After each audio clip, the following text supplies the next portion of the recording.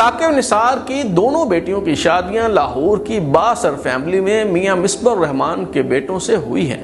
Justice Saqib Nisar کے سمدھی میاں مصباح الرحمان اور جسٹس ثاقب نثار کے دونوں داماد مل کر 3 فارما کمپنیاں چلاتے ہیں، جن میں پاپولر کیمیکل ورکس، سرویئر اور شازو شامل ہیں. چیف جسٹس ثاقب نثار نے اپنے سمدھی اور دامادوں کو فارما انڈسٹری کا ڈان بنانے کے لیے ایک کرپٹ شخص شیخ اختر حسین کو ڈرگز ریگولیٹری اتھارٹی کا سربراہ بنوا دیا.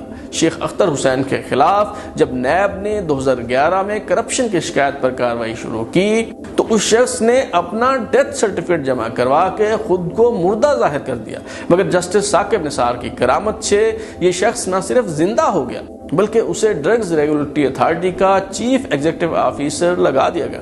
بعد ازاں جب اس شخص کو فارغ کیا گیا تو معلوم ہوا کہ اس کی ڈگری بھی جعلی ہے. پاکستان میں 19% شہری ہیپاٹائٹس کے مرض میں مبتلا ہیں اور اس کا علاج بہت مہنگا ہے.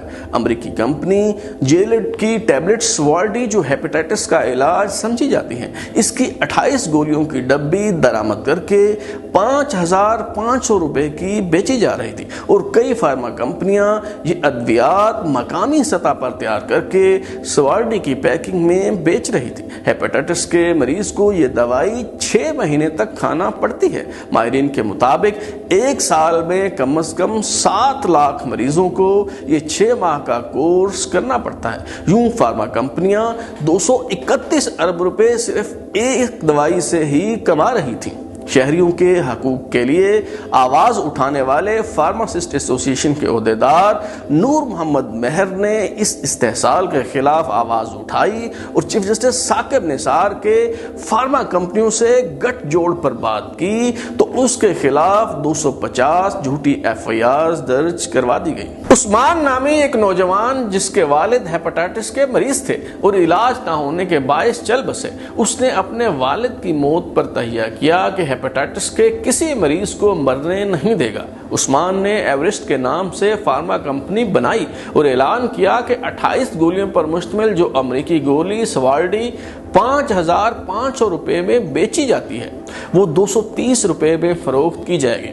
ڈرگ مافیا نے عثمان کی راہ میں روڑے اٹکانا شروع کیے. فیروسنز لیبارٹریز جو امریکی دوائی کی درآمد سے اربوں روپے کما رہی تھی، اس کے مالکان کے داماد چودھری نثار وفاقی وزیر داخلہ تھے. چودھری نثار نے عثمان کے خلاف جھوٹے مقدمے درج کروا کے اس کی فیکٹری سیل کروانے کی کوشش کی.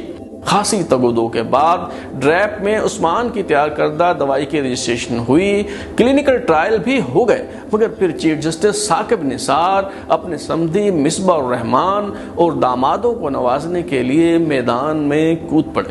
ہیپاٹائٹس کے مریضوں کو سستی ادویات فراہم کرنے کا خواب دیکھنے والے عثمان پر جیلی اور جنسی ادویات تیار کرنے کا الزام لگا کر سپریم کورٹ طلب کر لیا گیا اور صفائی کا موقع دیے بغیر نہایت سنسنی خیز انداز میں عدالت سے گرفتار کروا دیا گیا. ان کی گرفتاری کی اصل کہانی کیا ہے اور ڈرامائی انداز میں گرفتار کر کے دراصل کیا مقاصد حاصل کیے گئے، آئیے خود انہی سے معلوم کرتے ہیں.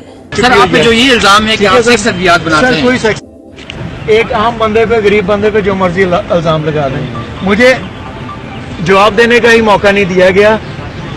آرٹیکل 10A کے مطابق جب فیئر ٹرائل نہیں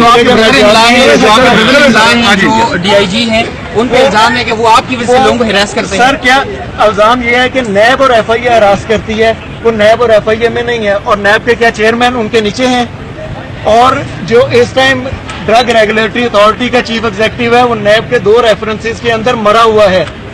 ارے یہ ساری کی ساری رجسٹریشن لیٹر میرے ساتھ ہیں.